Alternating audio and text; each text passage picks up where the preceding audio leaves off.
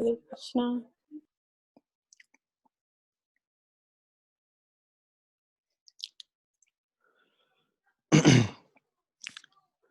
So this is our next class on overview of Gita. We are talking about chapter 10 now. Last time we had our first class on chapter 10. This chapter is titled as The Opulence of the Absolute, and this is our 39th class since we started from September 2019.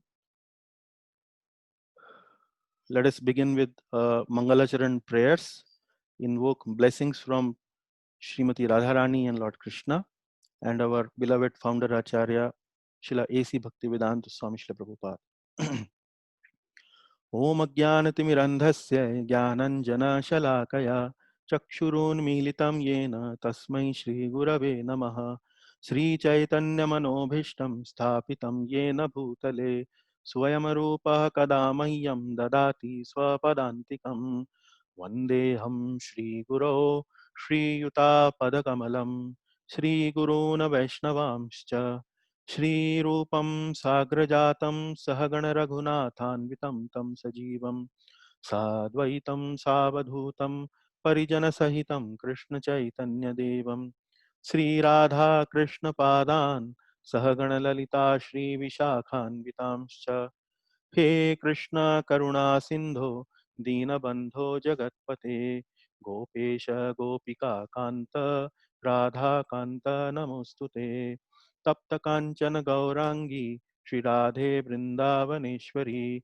Vrishabhanu Sute Devi Pranamami Hari Priye वाञ्छाकल्पतरुभ्यश्च कृपासिन्धुभ्य एव च पतितानां पावनेभ्यो वैष्णवेभ्यो नमो नमः।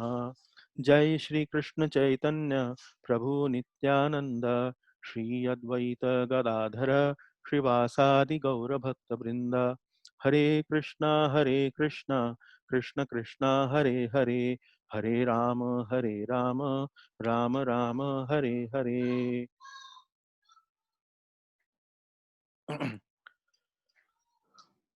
So this is our second class on chapter 10. This is the overview chart.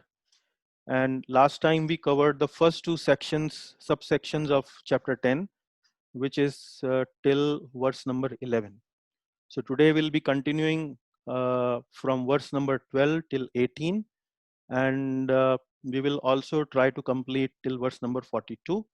And if some time permits, we will also try to enter into chapter number 11.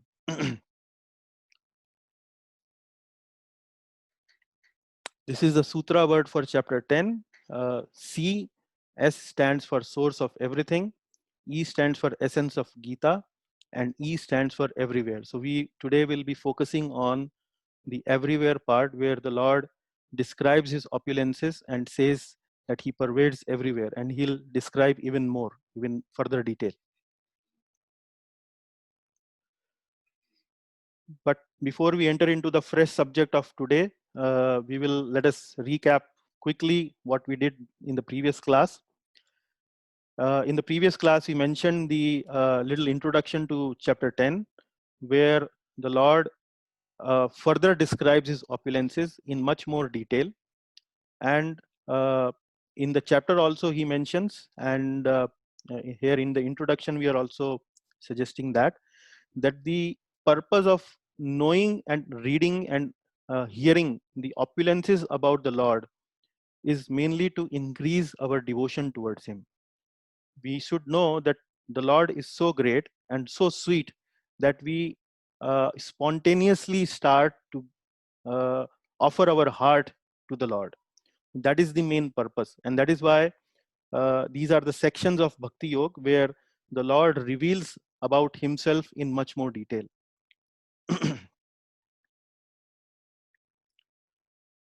So first of all, we discussed in chapter 10 verse number 1 that how the Lord mentions to Arjuna that because he is very dear to him, he is speaking this knowledge for his benefit. And after hearing this knowledge, his bhakti towards the Lord will increase. And he then mentions that nobody knows him neither the demigods, the devatas, or the great rishis know about the Lord's origin, the opulence. He mentions that he's actually the origin of the demigods and the great sages. And then he explains the benefit of knowing about him. And he mentions that one who knows Krishna tattvataha, like the way he is in proper knowledge, then the person will be freed from all the sins. So he says that Yo mam ajam anadim chaveti loka maheshwaram. So there are three specific words here. Ajam. Ajam means unborn. Anadim means beginningless, where everything else begins, but he is beginningless. And then he is the supreme proprietor. So this is also to contrast those philosophies which actually mentions that Lord Krishna is actually somebody like a great human being or an ordinary human being, that's all. But here the Lord is specifically mentioning that he's Ajam, Anadim, Loka Maheshwaram, supreme proprietor. So we should not make that fault or mistake to consider Lord anything ordinary human being or even a superhuman being also. He has a very special position as the Lord of all. Then Lord Krishna mentions about his opulences in terms of that he is the origin of all the qualities, and he mentions number of qualities where he says about intelligence, knowledge, forgiveness, truthfulness, fearlessness, fear, non-violence. So all those multiple qualities that he mentioned, actually he's the origin of all those qualities. And I try to briefly explain to you how to understand this is that many times we experience then that when we look from a very tall building, we look down, we get a feeling of fear. Now when we get that kind of feeling of fear, we should remember Krishna. Why? Because this feeling of fear is actually engineered by the Lord in our system. So the Lord is a great engineer. He's designing all these control systems within us, and that's what he's mentioning in this verse, that he's actually the origin of all these qualities. Then he explains that how indirectly actually he is also the cause of all the population in the universe. And he mentions that briefly describes the genealogy of how the population comes. He mentions about Lord Brahma, the 14 Manus, the Saptarishis, the Chatush Kumaras, and explains that how the population of all the universes is actually by these 25 personalities. And then here he reveals that that if we know the Lord tattvataha, tattvataha means the way he is understood by the revealed scriptures, by the acharyas of bona fide paramparas. uh, what does it leads to? It leads to surrender to the Lord. That's what I was explaining in the beginning, that after hearing about the Lord, the devotion in our heart actually should arise. We should understand that my Lord is so great and my Lord is so sweet. Our loving propensity towards the Lord actually should increase. And then we briefly discussed about these 4 verses, which are also popularly known as Chatushloki Gita. And the reason they are known as Chatushloki Gita is because it covers the essence of the whole Gita in just 4 verses. This particular name, Chatushloki Gita, was given by Srila Ramanujacharya, who is the one of the prominent acharyas of Sri Vaishnav Sampradaya. And in our association, in our Sangha, there are a number of devotees who actually come from Sri Sampradaya, so they know it very well. But other acharyas have also accepted it that this, yes, you are right, this is the Chatushloki Gita. The essence of Gita has been covered in these 4 verses. So while explaining these verses, we understood that how we can understand these 3 purposes of Vedas that are all there in these 4 verses, which is about the Sambandha Gyan, the Abhidheya Gyan, and the Prayojan. So Sambandha means relationship. Which relationship? the relationship of the living entity with the Supreme Lord. That Sambandha, any shloka, any verse that you find in Vedas has three purposes. And these are those three purposes. So any of those verses either will speak about the relationship with the Supreme, or about the process, the Abhideya, how that process will actually help us reviving that relationship with the Supreme. And ultimately, when we revive that process, what actually will be the goal? So the Sambandha Gyan tells us that the Lord is the master and we are the servants. The Lord is Swami and we are the Sevaks. The Abhideya is the process of devotional service, the bhakti towards the Lord, like you have read in some of the previous chapters. Satatam Kirtayanto Mama. So those are the processes. And then Prayojana. Prayojana means after we do this activity, after we fully revive our relationship with the Lord, the Prayojana is actually ultimate immense love for the Lord. The heart will be flooded with the love of the Lord. So that is the Prayojana. So that all these three purposes are seen in these four verses. So this is the first verse, which says that Krishna is the source of everything. Aham sarvasya prabhavo. So this is establishing the Sambandha Gyan, that he is the master, he is the Lord. Mattaha sarvam pravartate. Everything emanates from me. Iti matva bhajante mam. And the knower of this particular fact worships me, worships with his all heart. And then when he says Buddha bhava samanvita, bhava samanvita means when he worships me out of love, that is actually the prayojana. So the abhidheya is the worship, the bhajante mam is the worship, and the prayojana is actually the bhava, or the love, or the heart that he invests in the worship. So after we discussed this verse, we also discussed some of the references from the Vedic literature, which explains that how Lord Krishna is actually the Supreme Personality. How is the Aham Sarvasya Prabhavo. So specifically this is mentioning, I've taken few references which is actually mentioning about how Lord Krishna is the source of Lord Brahma as well as Lord Shiva. So for example, in Varaha Purana, it is mentioned that Narayana is the Supreme Personality of Godhead, and from him Brahma was born, and from whom Shiva was born. So like that, we understand that how he's the Lord Krishna is the source of all the personalities. Then after knowing that he is the Supreme, what has to be done? Then it is mentioning about the Abhidheya, the process, the activities. It says Machitta Madgat Prana Bodhayanta Parasparam Kathayantascha Mam Nityam Tushyanti Cha Ramanti Cha. So always then the devotee starts to engage in glorifying the Lord. Kathayant Bodhayanta Parasparam Kathayantascha Mam Nityam. And then they discuss about me. How they do discuss about me? Bodhayanta, together. They sit together, they discuss about me. And what is the result of that? Tushyanti cha, ramanti cha. Tushyanti means it gives great satisfaction and bliss. Ramanti means bliss. So this is the defines the activities and the prayojana. The prayojana is the goal which gives a lot of satisfaction and bliss in the heart of the devotee.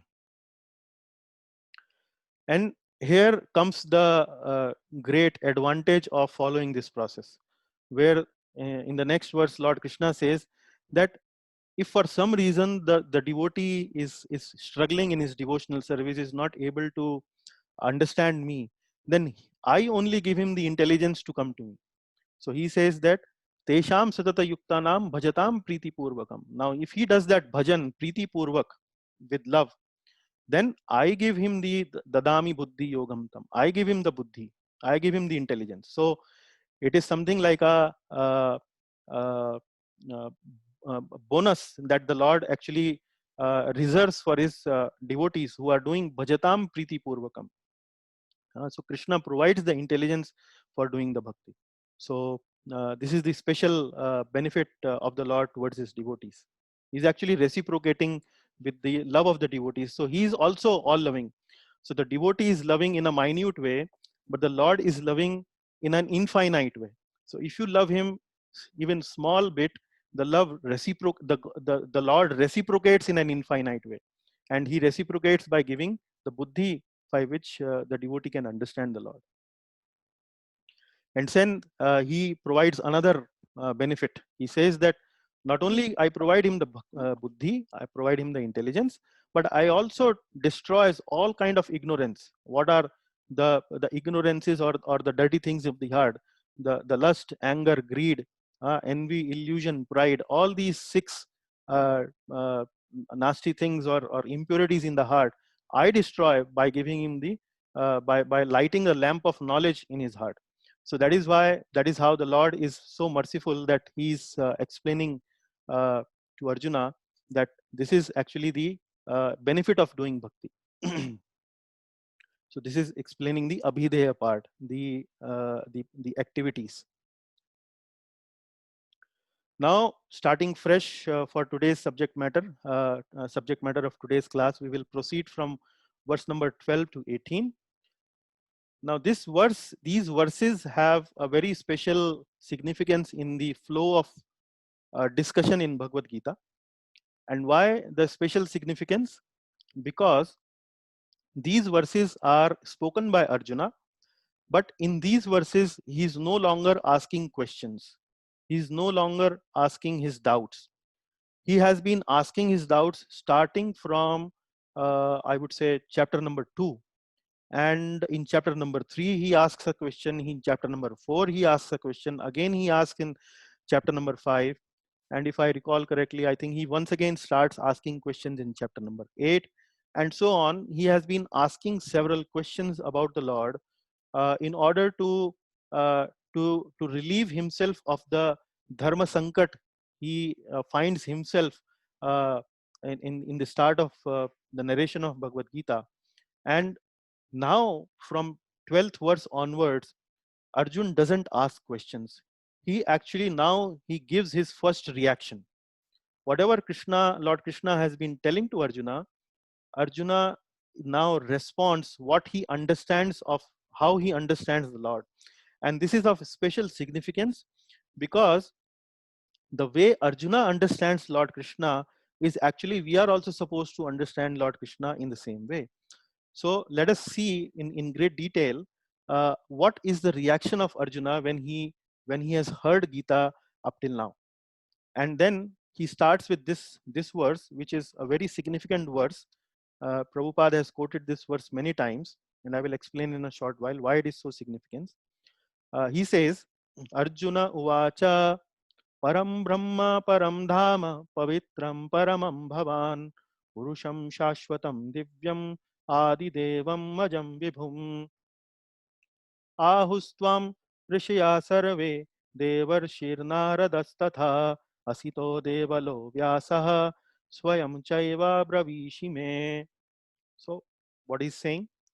He's saying you are the supreme personality of Godhead, the ultimate abode, the purest, the absolute truth. You are the eternal, transcendental, original person, the unborn, the greatest. All the great sages such as Narada, Asita, Devala, and Vyasa confirm this truth about you.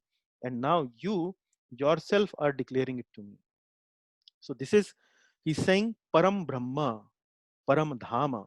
So Param Brahma actually means that he's telling to the Lord that you are the supreme personality of Godhead.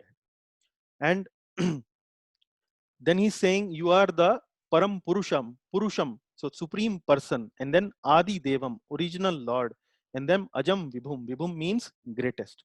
So these are some of the important adjectives Arjuna uses while mentioning his first reaction towards what the message Lord Krishna has been explaining to Arjuna so far. And these are specifically important. And if you read the introduction to the Bhagavad Gita translation or commentaries by Srila Prabhupada, in the introduction, Srila Prabhupada has specifically quoted this verse. And why he has quoted this verse? He has quoted this verse mainly to establish the authority of the Lord. So he's saying that Arjuna in this chapter actually mentions about Supreme Lord Krishna as Param Brahma. He's the supreme truth. So why he's establishing the authority? Because he wants to authorize the message of Bhagavad Gita. So this is not something, the Bhagavad Gita is not something a work of fiction, somebody's imagination. Actually, it has been spoken by the absolute truth himself. God himself has spoken about himself in this book. So that's what he's trying to stress upon this point, that since the direct revealed message by the Lord, it is actually the authorized message, and we have to accept this message as it is. And then he continues to build on the subject matter, where he says that many philosophers do understand, or that do propagate this philosophy, that I am Aham Brahmasmi. Aham Brahmasmi means the Supreme Lord is also Brahman and we are also Brahman. So that means we are one. So here, the specific word that has been used for Lord Krishna has been Param Brahma. Param Brahma means supreme truth. So then he explains that the verse, this phrase Aham Brahmasmi actually means that it does not mean that we are same or we are actually God. It does mean that we are spiritual. The Lord is also spiritual, and we are actually part and parcel of the Lord. And then by using this phrase Param Brahma, he's distinguishing between the Lord is Param Brahma and we are Brahman. We are part of the Lord, but the Lord is Supreme Brahman. We are only Brahman. So that's what Srila Prabhupada has used this phrase to further explain the point that we are actually the sevaks, we are actually the servants, we are actually the part of the Lord, but the Lord is actually Vibhum. The Lord is greatest. We are tiny, Lord is great. Those are some of the concepts Srila Prabhupada has used this specific verse to clarify. And then in this verse, Arjuna accepts Krishna's supremacy. He calls him Adi Devam. Adi Devam means original Lord. Means there is no one beyond the Lord. There is no one equal to him. There is no one greater to him.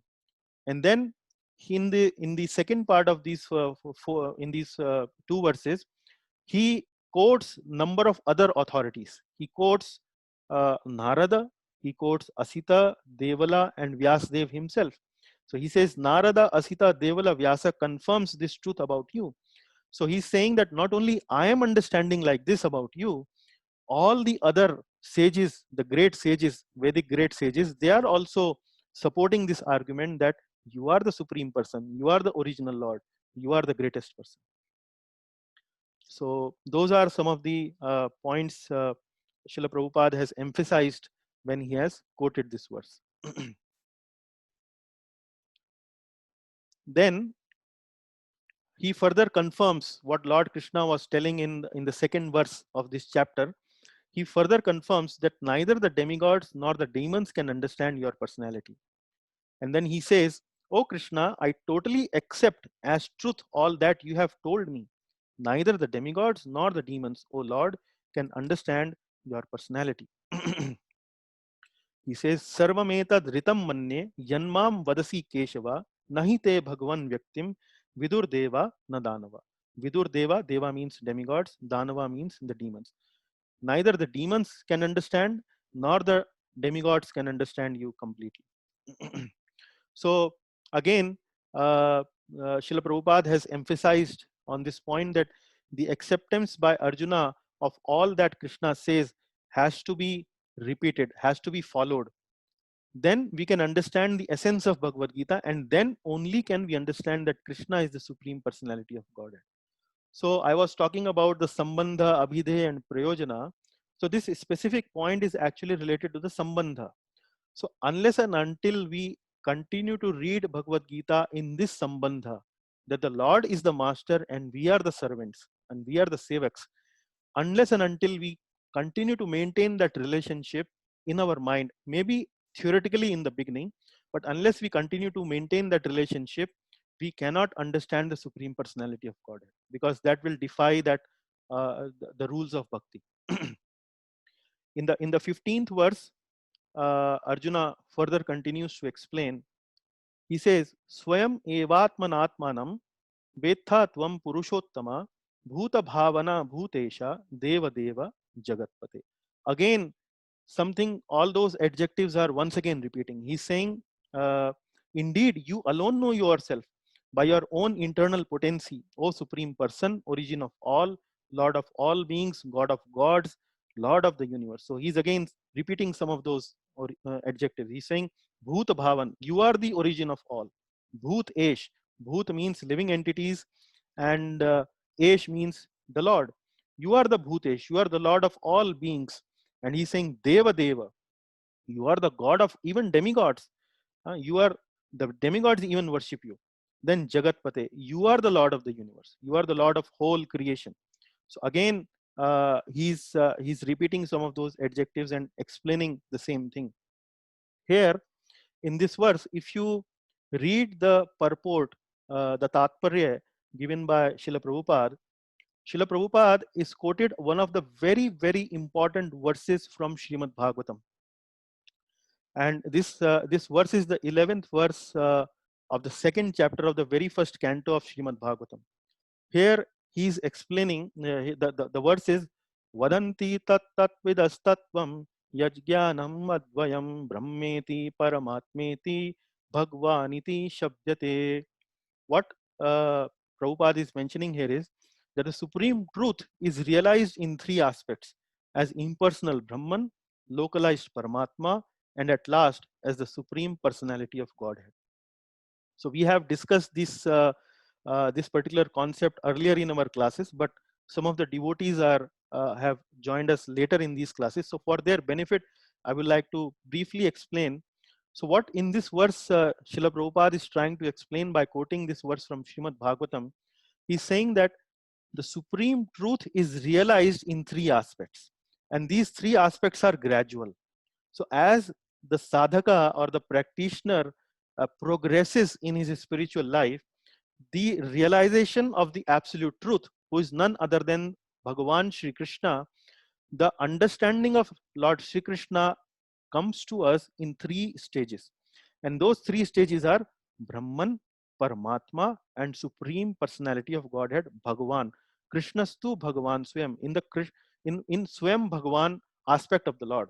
So what are these three aspects? Brahman aspect is the all-pervading aspect of the Lord, where we understand, or where the practitioner understands that the Lord is everywhere. Then the second stage of the understanding of the Lord, when the sadhaka advances further, is the Paramatma aspect of the Lord. When he advances further and he understands the Paramatma aspect of the Lord, he understands that God is actually situated everywhere. He's situated in every atom. He's situated in every living being's heart. That's the second stage of understanding of the Lord.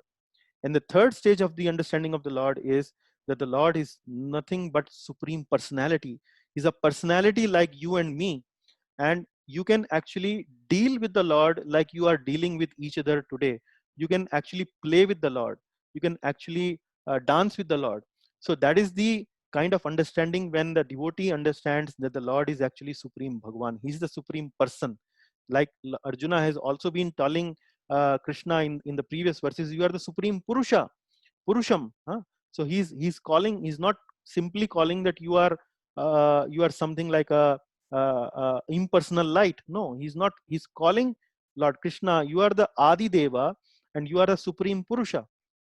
So that's what Lord Krishna, Srila Prabhupada in his purport is actually establishing once again, when Arjuna is also speaking something similar. He's saying you are Lord of all beings, God of gods, Lord of universe. So Prabhupada, by quoting this verse from Bhagavatam, is establishing the fact that the Lord Krishna actually is the supreme epitome of Godhead. He is the supreme personality of Godhead. God, if you have to define God, that is Lord Krishna. That's what he is trying to establish in this verse. And in this 16th to 18th verse, Arjuna now expresses his desire to know more about Lord Krishna. He says, please tell me in detail of your divine opulences by which you pervade all these worlds. And then in the next verse, he says, O Krishna, O Supreme Mystic, how shall I constantly think of you? And how shall I know you? In what various forms are you to be remembered, O Supreme Personality of Godhead? Now, Arjuna is asking him that I agree what you have said. I agree that you are the Supreme Personality of Godhead. You are the Adi Dev. You are the God of God. But in this world, how do I actually perceive you? How do I actually know you? In which forms do I remember you? How do I remember you? And then in the 18th verse, he says, O Janardana, again, please describe in detail the mystic power of your opulences. I am never satiated in hearing about you. For the more I hear, the more I want to taste the nectar of your words. Now, this is again very important. Just now, when we were discussing about the Chatushloki Gita, in the Chatushloki Gita also the Lord says, my devotees are constantly talking about me. They are constantly hearing about me. And by doing this, Kathiyantascha mam nityam tushyanti cha ramanti cha. Tushyanti means satisfied, ramanti means blissful. And that is exactly now Arjuna has repeated here. He's saying, I am never satiated in hearing about you. For the more I hear, the more I want to taste the nectar of your words. That is actually the quality of hearing about the Lord, about Krishna Katha, about Ram Katha. Whenever you hear about these kathas, the message of the Lord, the description of the Lord, the activities of the Lord, it is actually nectarian. It seems like Amrita. And here, Srila Prabhupada, in his purport, he has mentioned some beautiful lines. He says, now, as far as Amritam is concerned, any narration or statement concerning Krishna is just like nectar. And this nectar can be perceived by practical experience. Yes, like you heard Lord Krishna describing about the process of devotional service in the beginning of chapter 9. So he's saying that in the beginning of chapter 9, where he's describing about the characteristics of devotional service, he's saying that devotional service is actually has to be practically experienced. So when you just try this, read Ramayana or read anything like Srimad Bhagavatam continuously, maybe 1 hour every day or half an hour every day for maybe continuously 1 month or 2 months. And you will notice that the love of Lord will start emanating in your heart, or starting to grow in your heart. And that is what Srila Prabhupada is saying. And this nectar can be perceived by practical experience. So this is not something that you have to do it just because I'm saying it to you or Prabhupada is saying it to you. Do it, experience it, and then you can feel confidence about these words. So Prabhupada is once again contrasting between the difference between Krishna Katha and other mundane stories. He's saying modern stories, fiction, and histories are different from the transcendental pastimes of the Lord, in that one will feel tired of hearing mundane stories but never feel tired of hearing about Krishna. And the biggest evidence I can give you is about this Ramayana serial, which used to get telecast on televisions. Recently also it got retelecast. And I think 25 years ago also, when this Ramayana serial got telecast on television, you could notice how people were hooked to it. Even trains will be stopped on railway station because people were so connected to these stories. They are so deeply connected to those stories, and these stories invoke such love, or revive such love of God in their hearts, that that it is very difficult to uh, uh, feel bored about these stories. So that is what Arjuna is now mentioning. He's actually pleading to Lord Krishna that, oh Lord, I'm never satiated hearing about you. For the more I hear, the more I want to taste the nectar of your words. पुनी पुनी कितनी हो सुनी सुनाई, हिय की प्यास बुझत न बुझाई. So Tulsidas ji writes in Ramcharitmanas, पुनी पुनी कितनी हो सुनी सुनाई. Again and again I hear, but हिय की प्यास, my thirst of my heart is never satisfied.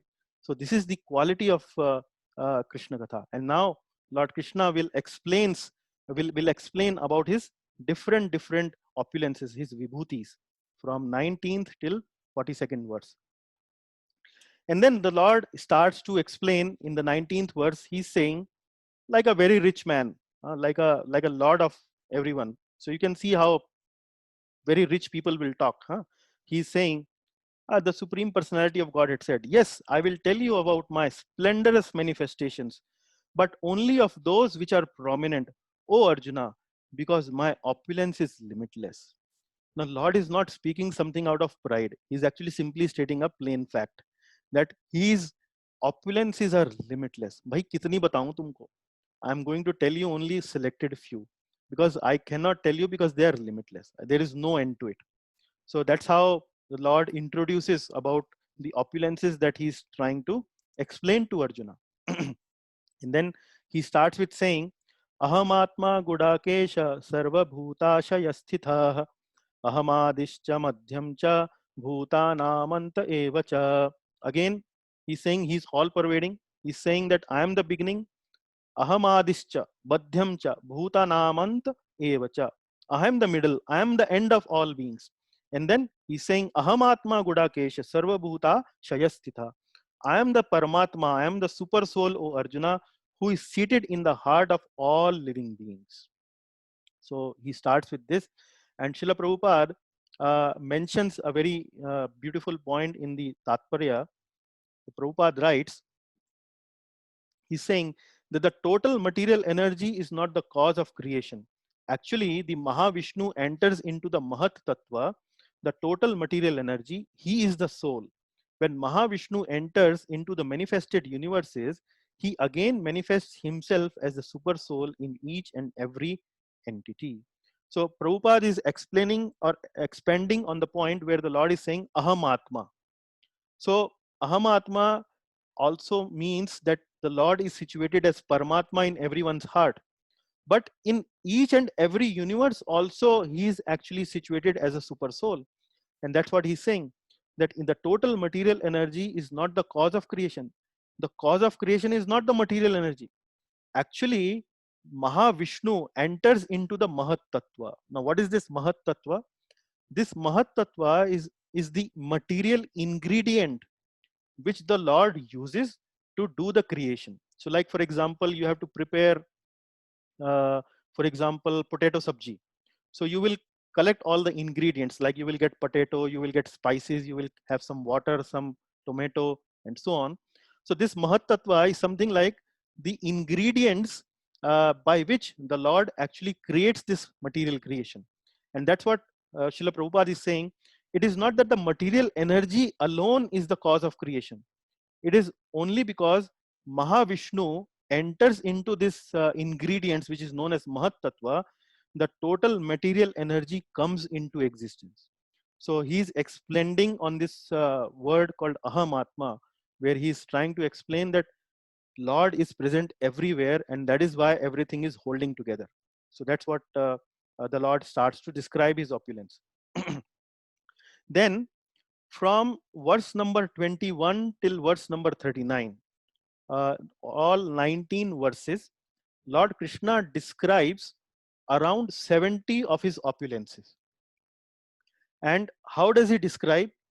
The way he describes is that first of all, he describes a category. And then in that category, he identifies the topmost in that category and say that actually, this is me. This is my representation. This is, if you see this thing, if you meditate upon this thing, actually, you will remember me. Whenever you see this thing, you remember me. For example, he says, Aditya Nam Aham Vishnu Jyotir Sham Ravi Ramshunam Ramshuman. So here he's saying Jyotish Jyotisham Ravir Amshumam Anshumam. What does it mean? Jyotisham means among the luminaries. Luminaries means those items or those objects which emit light. So among luminaries, that is the category he defines, and then he explains that in the luminaries, I am the sun. So sun represents Krishna's, sun represents Krishna. So that is how he has described all 70 categories. He has first of all described a category, and in that category he has identified one entity, and he has said that in that category, this is what I am. And then these are some of these uh, various categories I have listed in the coming 2-3 slides. So these are 17 number. I'm not going to explain or repeat all the 70s. Srila Prabhupada has done a very nice job by briefly explaining each of these categories.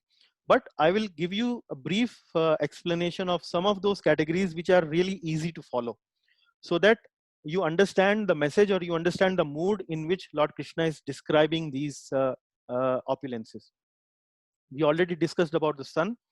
So he says that among the demigods, who is he? He is Indra. Who is Indra? Indra is actually the king of all the devatas. He is the king of the heavens. So he's saying, among the demigods, I am Indra. And then among the senses, so senses means Indriya. Among the senses, I am the mind. So we have 5 senses: sense of touch, sense of smell, sense of taste, sense of hearing, and sense of seeing. So we have 5 senses, and all these 5 senses actually are connected to one common sense, which is called as mana, mind. So so he's saying that among the senses, I am the topmost, I am the mind, man. Then in the 24th verse, he says, among the water bodies, I am the ocean. So we have many water bodies. We have small water bodies like a well. We have a small water body or a bigger water body like a lake.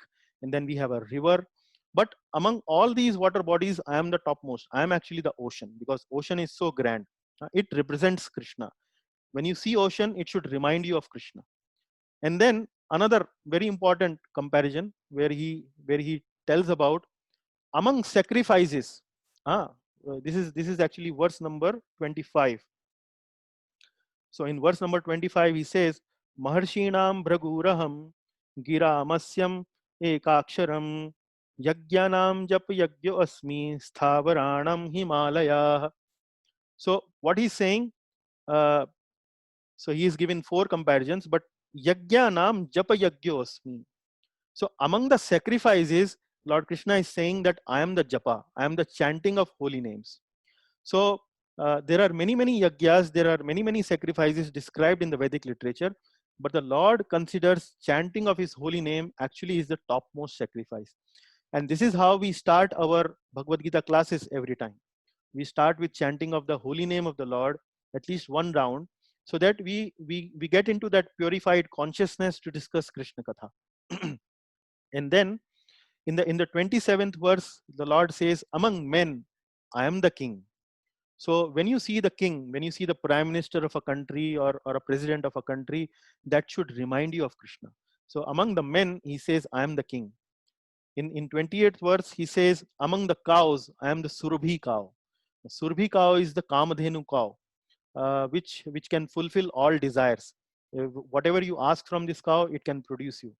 So if you read Vishwamitra's Katha, Maharshi Vishwamitra Katha, you will see that there is a description about a Surabhi cow, Shabala. We have discussed that in our classes in the past. So that's why I'm mentioning that. And then Lord further explains about his opulences, which I have further captured in the coming tables. He says that among the subduers, I am time. So subduers means what destroys everything. So there are many agencies which can destroy few things, but the topmost agency which destroys is time. So he's saying among the subduers, I am time, where he says Kalaha Kalayata Maham. Among the subduers, I am time. There are many subduing principles, but time wears down all things in the material universe, and that's why it represents Krishna. And then he says, among beasts, I am lion. So the most ferocious of the beast is actually the lion. And that's what Krishna is saying, that actually represents me. Among birds, I am the Garuda. And that's why the Lord has accepted Garuda as his own carrier. And then among rivers, I am Ganga. So Srota Sam Aha Asmi Jahanavi. So Jahanavi is Mother Ganga, river Ganga. And then he's saying among knowledge, whatever items of knowledge you get into this world, actually I am the spiritual knowledge. That is what I am. Adhyatma Vidya Vidyanam. So among the Vidyas, Aham Adhyatma Vidya. So this is what you are discussing in these classes is actually Adhyatma Vidya. This is the knowledge about the Atma. This is the knowledge about the Param Atma. And this is the knowledge about the process, how the Atma actually can come closer to the Paramatma. So that is the topmost Vidya, because that is the Vidya which actually can ultimately bring the lasting satisfaction in the heart of the living entity. And that is why the Lord recognizes himself with Adhyatma Vidya. And then he continues to say that among letters, Aksharanam akaro asmi, aksharanam akaro asmi. Among the aksharas, among the letters, alphabets, I am A. I am the akar. Akar stands for A. Why A? Because any other letter that you see in Hindi or in Devanagari or in any other language, you cannot pronounce that letter without the support of letter A. For example, Ka or Ma. So how do you write Ma? M A. So if you have to pronounce half Ma, like we write in Hindi, you cannot actually pronounce. But only letter you can pronounce is by using this letter A. That is why Lord Krishna is saying that that represents me. And then he says, among the creators, Dhata Ham Vishwato Mukha. Dhata means creator. Dhata, among the creators, I am Lord Brahma. And that's how he continues further. He says, among the seasons, I am spring, because spring is one of the most beautiful seasons. So that's why the Lord is recognizing himself from spring. And then among Pandavas, I am Arjuna. And that is the reason why Lord Krishna chose Arjuna to speak Bhagavad Gita, because he considered that he was one of the best Pandavas. So among Pandavas, I am Arjuna. And among the sages, I am Vyasdev, because Vyasdev actually has written so much of Vedic literature for the benefit of mankind. That is why Lord recognizes himself of Vyasdev only. So these are some of the 70 categories. And you may like to read all these categories in the purports given by Srila Prabhupada. But the idea is he has recognized a category and identified the best among that category to represent himself. So Arjuna had asked this question, how can I remember you when I look into this world? So whenever you look at the ocean, whenever you look at the sun, that should remind you of the Lord. That's what these verses actually mean to be. Then we are concluding now this chapter number 10, where now Lord is describing further some of the characteristic of his vibhutis, his opulences. He says, there is no end to this list. O mighty conqueror of enemies, there is no end to my divine manifestations. What I have spoken to you is but a mere indication of my infinite opulences. So I have so many opulences. I have just spoken you only mere indication, not only a fraction, only an indication. So that's how the Lord is explaining about himself. He's not speaking this out of any pride, but he's simply stating a fact.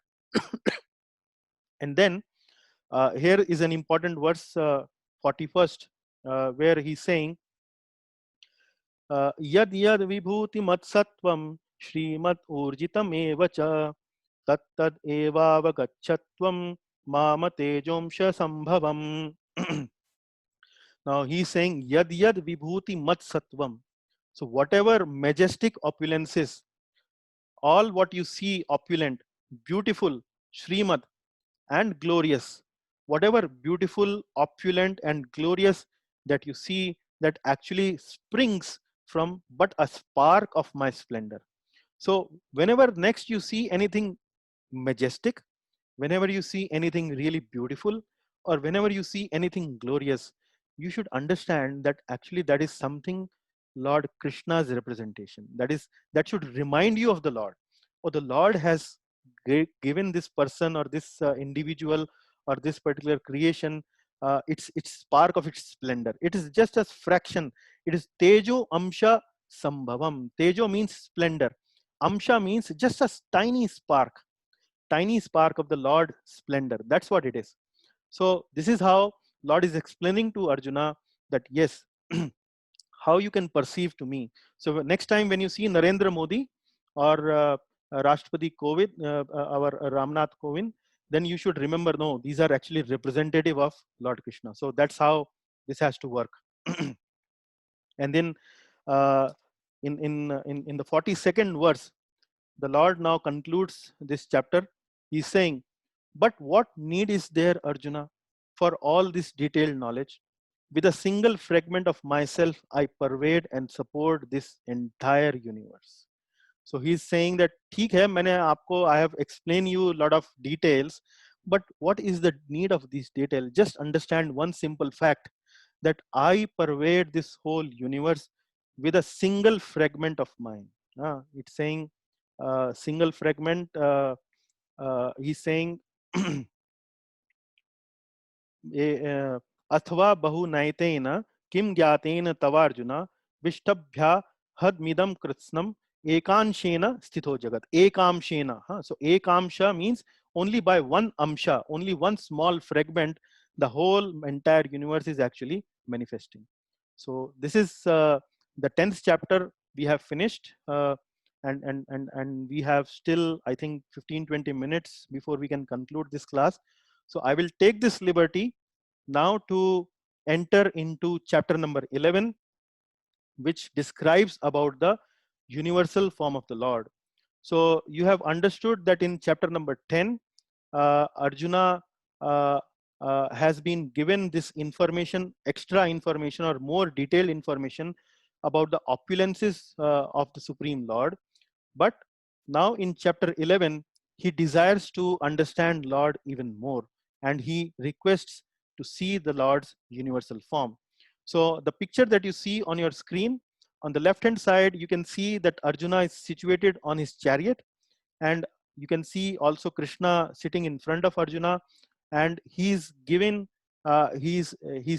the universal form of the Lord by giving him the divine vision, the Divya Chakshu he gives, and he shows the universal form.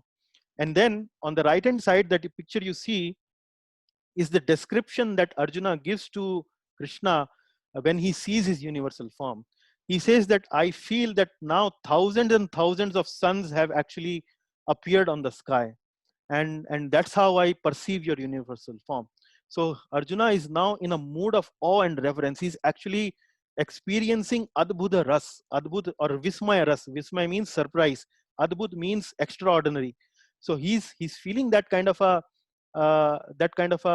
taste, that kind of a ras. He's experiencing by looking at the Lord universal form. So let us see what this chapter is all about. And this is giving you the overview chart of chapter 11. Maybe we will not go through this overview chart. You will understand this chapter because this is more of a factual narration rather than anything deeply philosophical. So we just cover the facts that come on our way, and try to interject with some philosophy as it needs some narration at a particular point. So let us proceed. So in the very first in the very first verse, Arjuna mentions that by hearing your instructions, what you have given to me so far, my illusion has been dispelled. You have kindly given me about these most confidential spiritual subjects, and by hearing these confidential spiritual subjects, my illusion has now been dispelled. So Arjuna is experiencing that the doubt that he has been getting right from the very beginning of Gita, they are now, I'm actually getting over. And he's saying that those instructions actually are working, sir. Please continue. And then in the second verse, he confirms once again that he says, Bhavapyayo hi bhutanam shrutau vistarasho maya tvattah kalma patraksha mahatmam yamapi chavyayam. Now he says, O lotus-eyed one, I have heard from you in detail about the appearance and disappearance of every living entity and have realized your inexhaustible glories. So Arjuna is now addressing Krishna in a very loving way. What he's saying, oh lotus-eyed one, he's saying, Kamala Patra Aksha. Kamala means lotus, Patra means leaf, and Aksha means eyes. So he's saying, oh lotus-eyed one. So far, Arjuna has not addressed Krishna in such loving way. He's addressing Krishna is that you are so lotus-eyed one. What does it indicate? It indicates that the doubt in his heart is actually going away. And when the doubt is going away from his heart, he's feeling joy, he's feeling happiness. And out of that happiness, he's feeling love towards the Lord. And when he's feeling love towards the Lord, those kind of adjectives which are indicative of loving reciprocation or loving address to the Lord, they are coming out from the lips of Arjuna. So he's saying, Tvattaha Kamala Patraksha.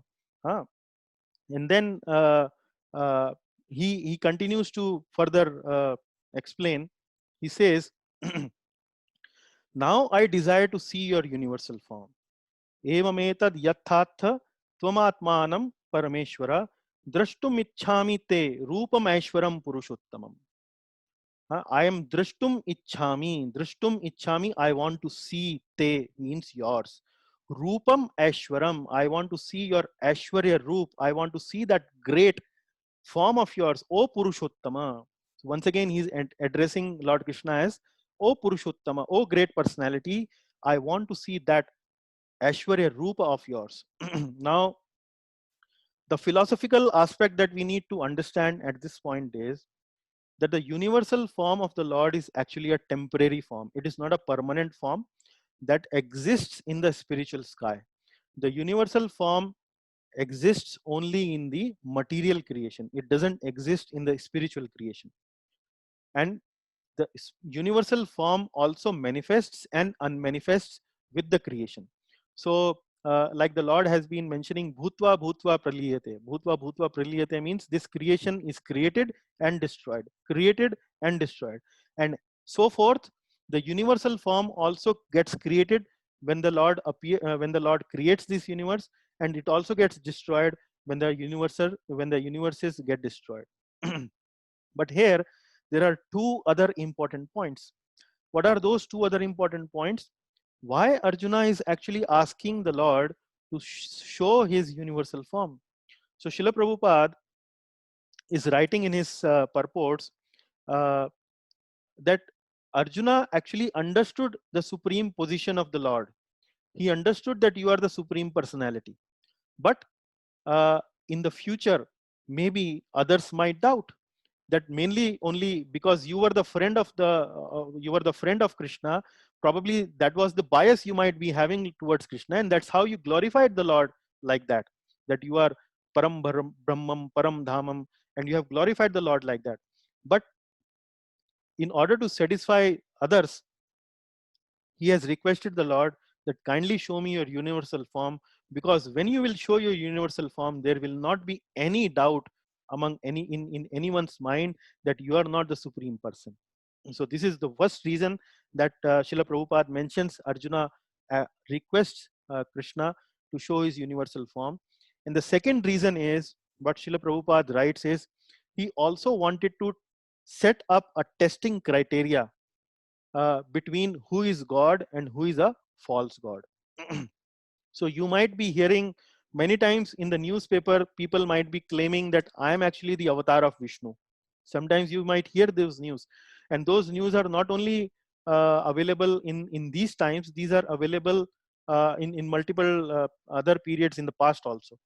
So whenever you come across some of these references or explanations by various people claiming themselves to be God, so this is one criteria which can be used to prove or disprove whether they are actually correct or not correct. So if they are able to show their universal form, then we can accept them as God. So that's what Srila Prabhupada mentions in his purports. Say this is something which we can use also to test as a test criteria, distinguishing between gods and false gods. And then in the fourth verse, Arjuna make a very humble request, and this is also speaks much more about the sadachar part of devotional service. Say how the behavior of a devotee should be towards the Lord or towards other devotees or towards other living entities. So the Arjuna says, Manyase yadi tachakyam maya drishtum iti prabho yogeshwara tato me tvam darshayatmana vavyayam. What Arjuna is saying, if you think that I am able to behold your cosmic form, O my Lord, O Master of all mystic power, then kindly show me that unlimited universal self. Now you can see the submissiveness of Arjuna while speaking this verse. Huh? If you think, so he's putting the decision making authority in the court of Lord Krishna. So if you think I'm able to behold your cosmic form, oh my Lord, oh Master, Yogeshwara, hey Prabhu, he's saying Prabhu and Yogeshwara, oh my Lord and oh Master of all mystic power, then kindly tato me tvam darshayatmanam abhyayam tato me tvam, then kindly show me that unlimited universal self. So the point here is, we cannot order God. God is not our servant. Actually, we are his servant. So we have to work according to the will of the God, not to force our will on the Lord. So that is how the Arjuna has very kindly and very submissively and very politely presented himself or his request before the Lord, that, oh, you are the Prabhu, you are the Swami, you are the Supreme, and you are the Yogeshwar. Kindly have some mercy on me and show me your that universal form. So let us move to the next section. So in the next section, now Lord Krishna starts to speak. He says, he describes or gives a little introduction about his universal form. He says, Pashyame partha rupani shatosho atha sahasrashah nana vidhyani divyani nana varna kritini cha. He says, the Supreme Personality of Godhead said, my dear Arjun, O son of Pritha, see now my opulences, hundreds of thousands of varied, divine and multicolored forms. So hundreds and thousands. It speaks of unlimitlessness of this form. It is multicolored. It is hundreds and thousands, and these are the opulences of the Lord. Now I'm going to present before you that wonderful, magnificent universal form. So kindly behold, just wait and see. And then he says, behold the many wonderful things in this form. पश्यादित्यान वसून Rudran शिवानो मरुस्तथा बहुन्य दृष्टपूर्वाणि पश्याश्च प्रियाणि Bharata. He says, O best of the Bharatas, see here the different manifestations of Adityas, the Vasus, the Rudras, the Ashwani Kumaras, and all the other demigods. Behold the many wonderful things which no one has ever seen or heard before. So he's talking about many different manifestations, and he's telling to Arjuna that I'm going to show you something which no one has seen before. It is something unique Arjuna is going to witness in his life. Then what it also indicates is that nobody can know the Lord without the will of the Lord, unless and until Lord himself wants to explain something to you. You cannot understand, because here he's saying that I'm going to show you something which nobody has seen before. So nobody could know about these kind of aspects about the Lord in the past. And this is something which is what Lord Krishna is going to show. His universal form is something which you won't find in any other religious literature. This is something God himself is showing his magnificence. He's revealing his magnificent aspect, the greatness or the most opulent aspect of his form to Arjuna. And you won't find any description like this in any of these religious literatures that you find in any part of the world. So this is something really special that he's going to show to Arjuna.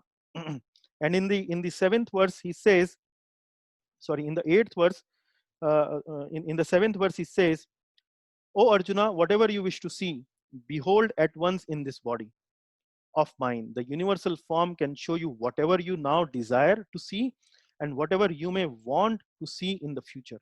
Everything moving and non-moving is here completely in one place.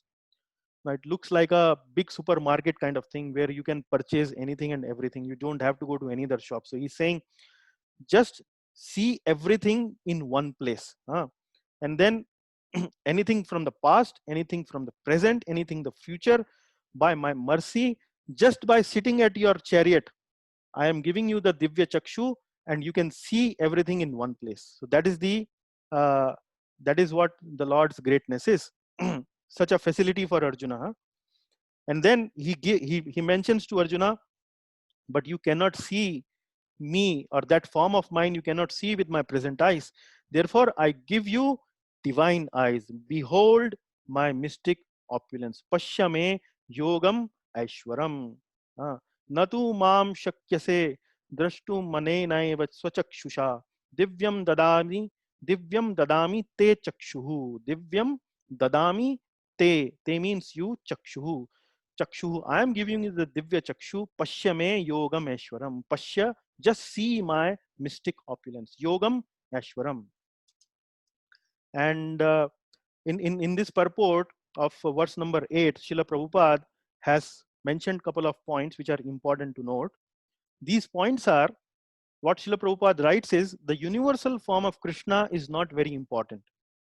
That will be clear in the subsequent verses. So as you will progress in the description of the universal form, you will yourself notice that how that universal form is not so important. And then he says, Krishna are attracted by loving features, not by godless display of opulences.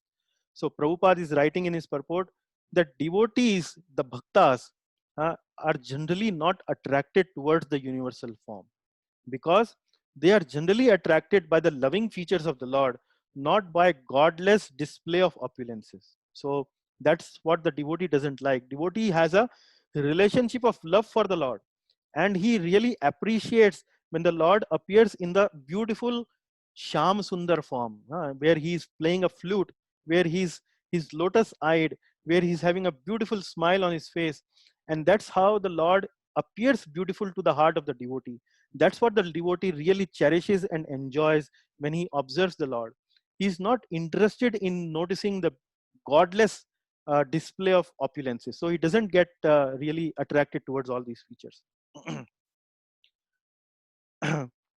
So once again, Srila Prabhupada in his purport mentions the fact is that the devotee is not concerned with seeing the Vishwarupa, the universal form, but Arjuna wanted to see it to substantiate Krishna's statements, so that in the future people could understand that Krishna not only theoretically or philosophically presented himself as the supreme, but actually presented himself as such to Arjuna.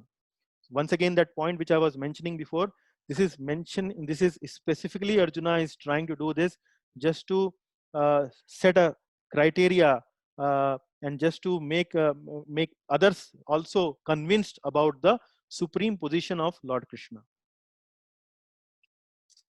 So we have maybe another 5 minutes. I'll cover this slide in 5 minutes. So in the ninth verse, Arjuna mentions now Arjuna has this, Lord Krishna has stopped his description. Sanjay once again comes into picture. Sanjay is Dhritarashtra's secretary, sitting in his palace explaining about the Kurukshetra war. So he's also the fortunate soul to be able to see Lord's universal form, because he also, by the mercy of Vyasadeva, has that Divya Chakshu.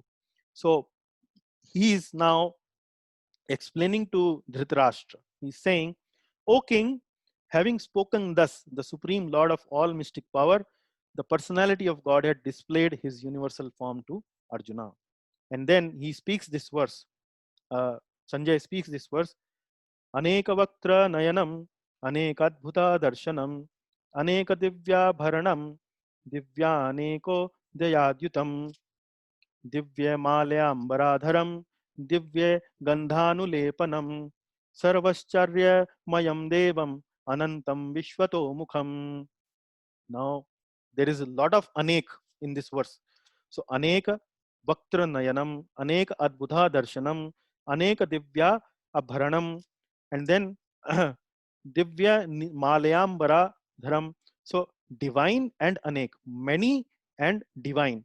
So, Arjuna saw in this universal form unlimited mouths, unlimited eyes, unlimited wonderful visions.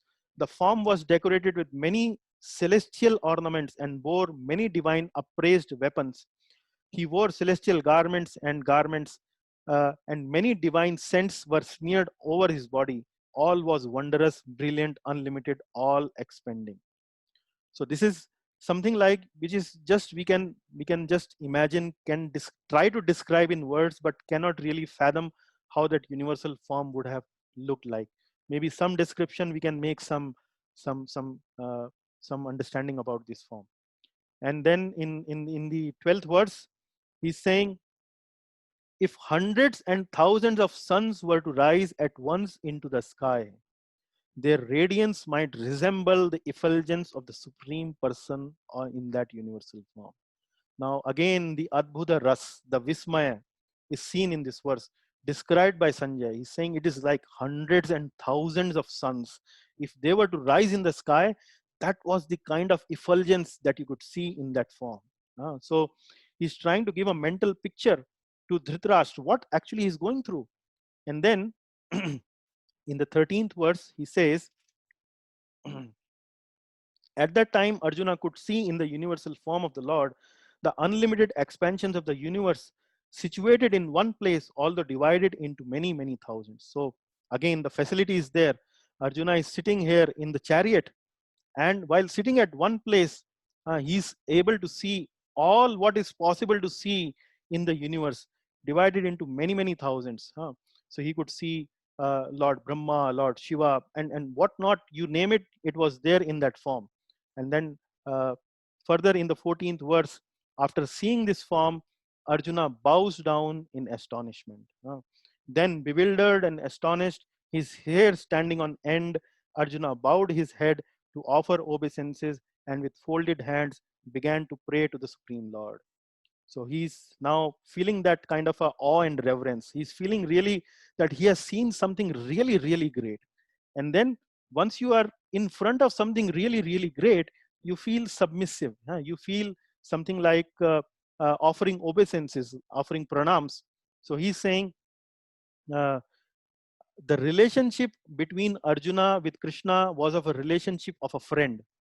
But after seeing this universal form, that mood, that relationship changed immediately. And now he's no longer looking at Krishna as a friend. He's looking much in a wonder. There is something like wonderful that has happened in front of him. Thus, Arjuna's relationship becomes one of wonder rather than friendship. Great devotees see Krishna as the reservoir of all relationships. So, yeah, so that's what Srila Prabhupada mentions in his purport. And then maybe I think what we have two more slides. Probably it's already 1853. Maybe I can complete those slides fast.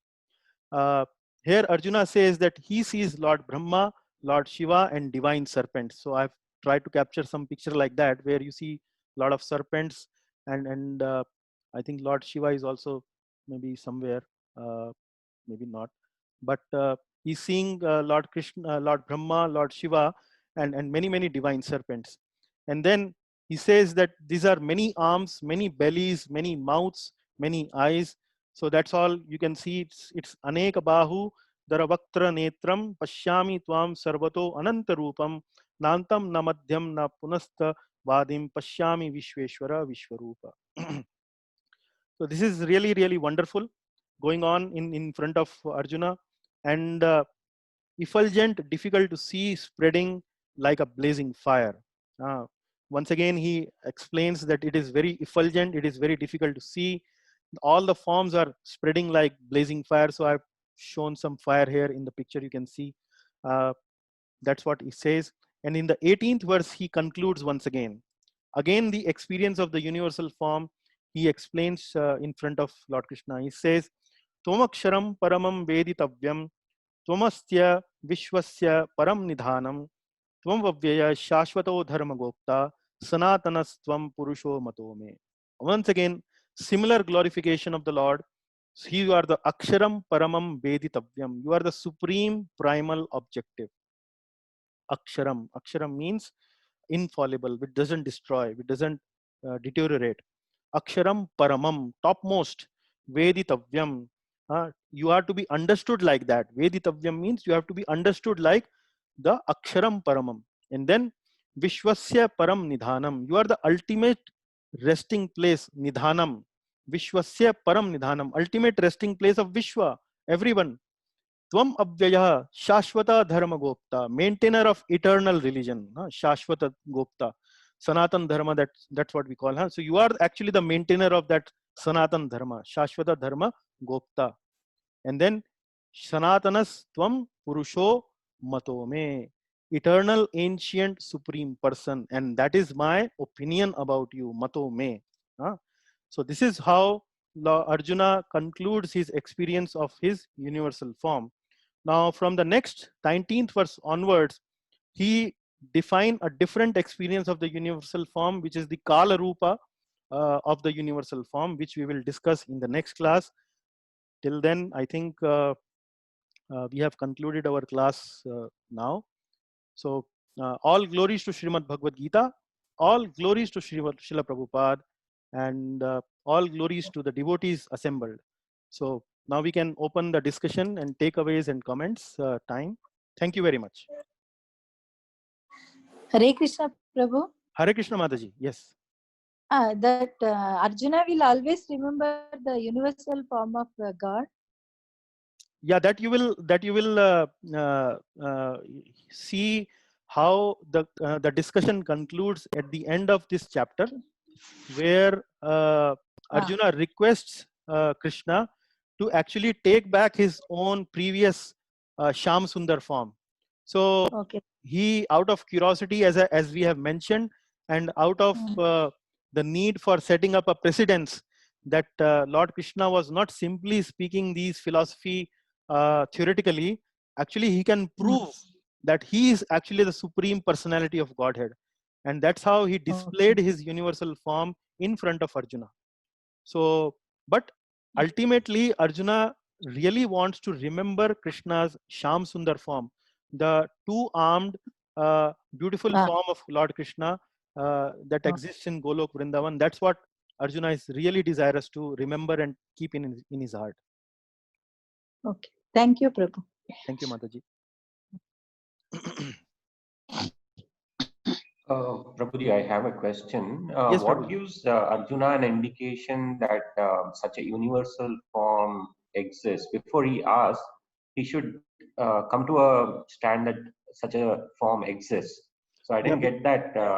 Yeah, because point. Lord Krishna has been explaining so far that he pervades everywhere. He says that like starting right from chapter number 7, he's explaining that he is the cause of all the material elements. He is the cause of the jivas. He is actually the active principle in everything that you see. He's the taste of water. He's the strength of the strong. And then he continues to explain further. He explains that he is the cause of population. The demigods come from him. Brahma comes from him. Shiva comes from him. All that he continues to explain. So the idea he's giving to Arjuna is he's all pervading. So Arjuna gets curiosity that I want to see that all pervading form of yours, that your yogam ashwaram, your opulence that you describe, that you are everywhere. That's what I want to see. So that's how that from there actually this question actually comes. So Lord has explained that he's all pervading in the previous chapters. That's what he wants to see. So this universal form of the Lord is actually all pervading. It's present in all the material universe. Yeah. Thank you. Thank you, Prabhuji. गुरुजी मैं बोल सकता हूँ कुछ? हाँ प्रभुजी बताइए. बाकी संतों को सबको हरे कृष्णा. बेसिक चीज है कि अर्जुन जी को हमेशा ये शक रहता था कि जो कुछ बोल रहे हैं वो सच है कि नहीं. वो इनमें डाउट करते थे. वो अपना मित्र और कजन ज्यादा समझते थे, भगवान कम समझते थे. तो उनके पास कोई रास्ता नहीं था. इतना कुछ उसको समझाने के बाद भी वो फिर भी शक करता था. इसलिए उसको ये अपना विशाल रूप दिखाया कि मेरे में क्या क्या है. और मैं जो कुछ बोला है तेरे को सबकी मैं क्षमता रखता हूँ. तो इसलिए सिर्फ तेरे को माध्यम बना के मैंने ये सारा काम करना है. तो शक रहता था उसको. लेकिन ये देखने के बाद उसके सारे संशय दूर हो गए और अब उसको विश्वास हो गया कि अब जो कुछ ये कहेंगे मैं वही करूंगा और वही सब कुछ होगा. हरे Krishna. Yes, thank you, Prabhu. So, like Uncle have described it nicely, and I would like to add to that specific part is that when there are close devotees of the Lord, for example, which are intimate devotees of the Lord, for example, Mother Yashoda, or maybe Srimati Radharani, or devotees like Arjuna. So they treat the Lord as something like a very close relationship. For example, Mother Yashoda never looks at Lord Krishna as his as Supreme Lord. She always looks at Lord Krishna as her son, and in that relationship, she would even sometimes scold Krishna, she would slap Krishna, she would chastise Krishna, and so on. So, in a similar mood, Arjuna would also reciprocate with Krishna, and this is something which is the acharyas have described. Is this is called the Yog Maya potency of the Lord, which covers the consciousness of his intimate devotees. So, like you have been studying in chapter number 7, where we discuss about Maya. So, for the individual living entities like us, we are covered with Maya, which is also a expansion of Yog Maya only. But this Maya that covers the living entity actually makes the living entity forgetful of the Lord in a wrong way. But Yog Maya makes forgetful the devotees, the intimate devotees of the Lord in a right way, because the Lord wants to enjoy those relationship, that rasa, with his intimate devotees, to enhance that rasa. That's how the arrangement is done. So that's what the acharyas have explained about why would Arjuna actually consider Lord Krishna as his intimate friend. And later on also you will see Arjuna explains that aspect to the Lord later on in the chapter. Yeah, when he says that, oh sorry, I'm really very sorry that I considered you as my friend. I somehow jokingly passed some comment to you, like that. So he expresses that kind of a feeling to Lord Krishna later on in the chapter. Yeah. But that is what the Shastriya understanding we have understood from various acharyas, why some of these intimate devotees don't see Krishna as God, but as his son or his friend, and so on. Just one point on Prabhuji's remark. Yes. So I think before this chapter itself, I think Arjuna is no more in doubt about the supremacy of the Lord. I Yes. think it's not with that doubt that he asked for the universal form. I think so. I think in the last Yeah. chapter itself we Yeah. saw that. Yeah. I think. Yeah. Yeah. So that's what his reaction. The first reaction is Param Brahma, Param Dhama, like that in the beginning of the very first verse that he speaks in the 12th verse, I think in chapter 12, chapter 10. That's what he speaks. Param Brahmam, Param Dhamam, Pavitram, Paramam Bhavan. So immediately after hearing the description of the Lord, he is quite clear that you are the Supreme Personality of Godhead. Yeah.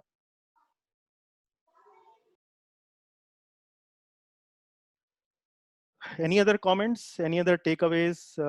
Questions? Let me welcome some of our other devotees. Sunanda Mataji, Hare Krishna, welcome. And we have Mangala Mataji, welcome. Geeta ji, welcome. Vanaja Mataji, Hare Krishna. Yeah. So any other comment that you would like to make, or any other question, remark? Hope this was a useful discussion.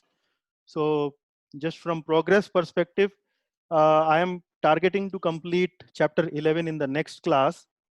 And I think the 12th chapter is a very small chapter. Maybe we can conclude that chapter also in one class. So just after 2 classes, we can continue to hold our regular discussions. And then after these 2 classes, we can continue to have our quiz, something like an open discussion question and verse memorization session. So that's the plan. And as far as progress is concerned, we are roughly 75% of Bhagavad Gita content we have covered so far. Yeah.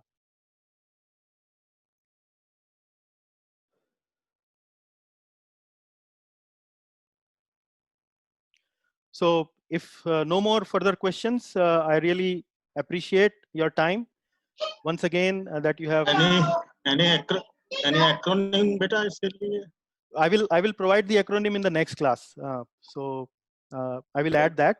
I will prepare a separate slide pack for chapter 11 itself, and will provide the acronym of chapter 11 in the next class. Good that you remind me. Thank you.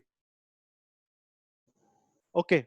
So once again, with a lot of gratitude in my heart that you have taken such your precious time for this class, and really appreciate that.